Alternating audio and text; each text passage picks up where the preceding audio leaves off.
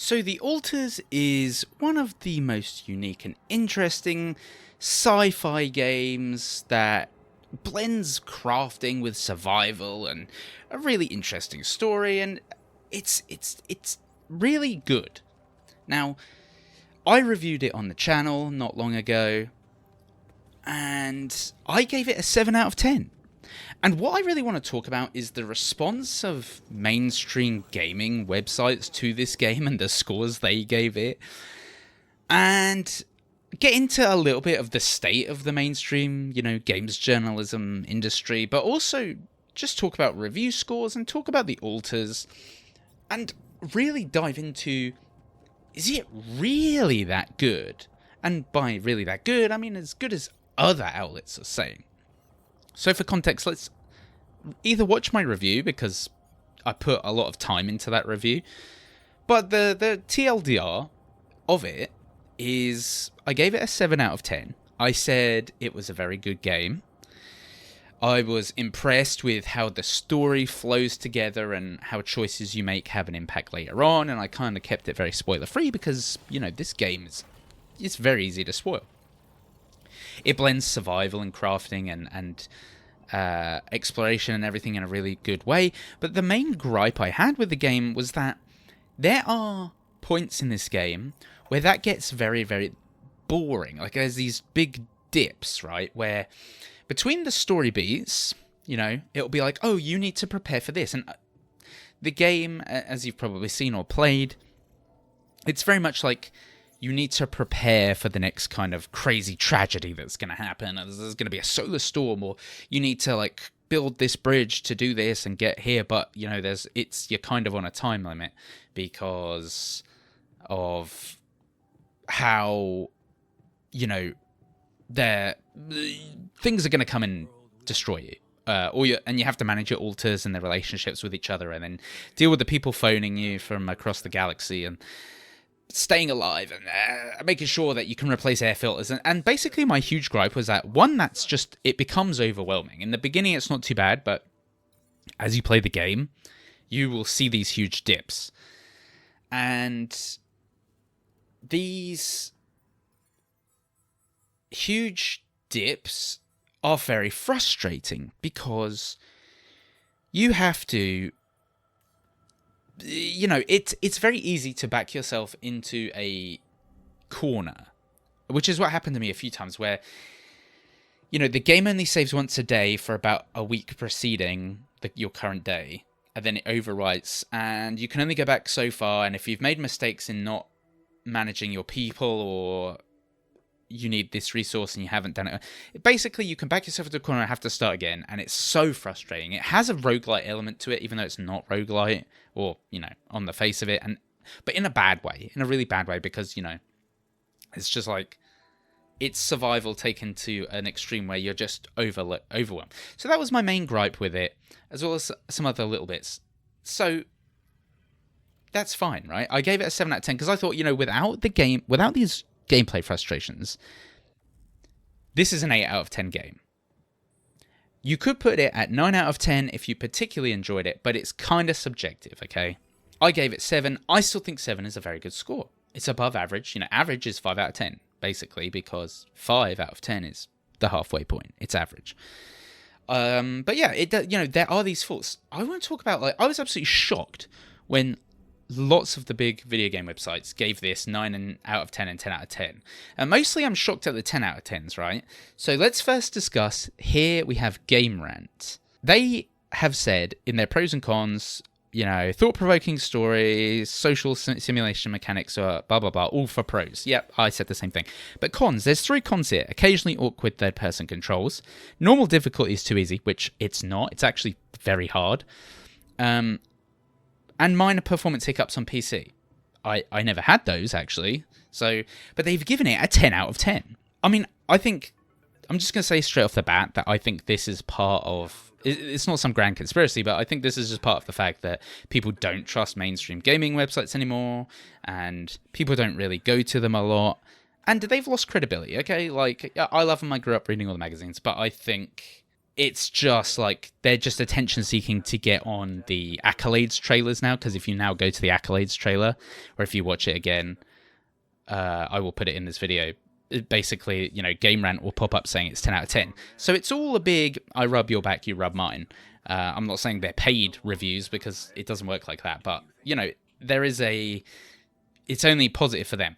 But they've put these 3 negatives, but they've given it a 10 out of 10.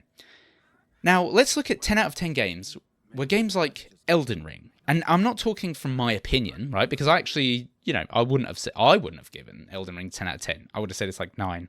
I'm not a huge Souls fan, but objectively, that game's a 10 out of 10. It's flawless.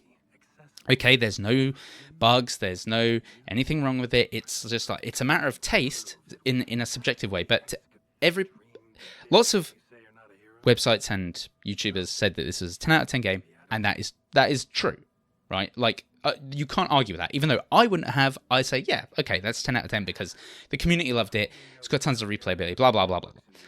There is no way that The Alters is on the level of Elden Ring, which is what Game Rant suggests, and also some others that we'll dive into.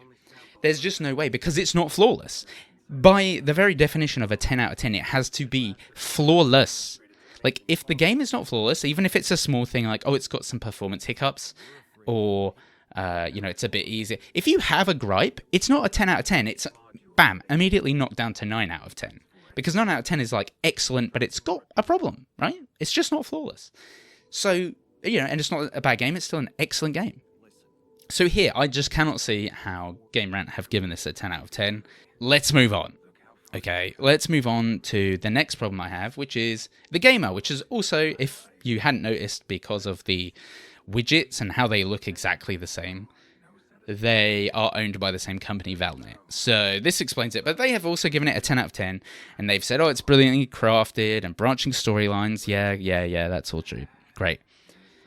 But minus, players who don't enjoy base, well, they haven't even put don't, they've put a question mark instead of an apostrophe there, but, okay, whatever. Enjoy base resource management, maybe put off the overall experience. Well, then it cannot be a 10 out of 10. Or okay, they've given it 5 out of 5. That's how they do it here. They've flip-flopped it. But again, it can't be perfect if you're saying, like, there are some people who, oh, by the way, if you don't enjoy this is actually a 0 out of 10 game for you. It just doesn't make sense, right? It doesn't make sense, it doesn't make sense. Let's move on. Let's look at Games Radar. Now, they've given it a 4.5 out of 5, which equates to 9 out of 10.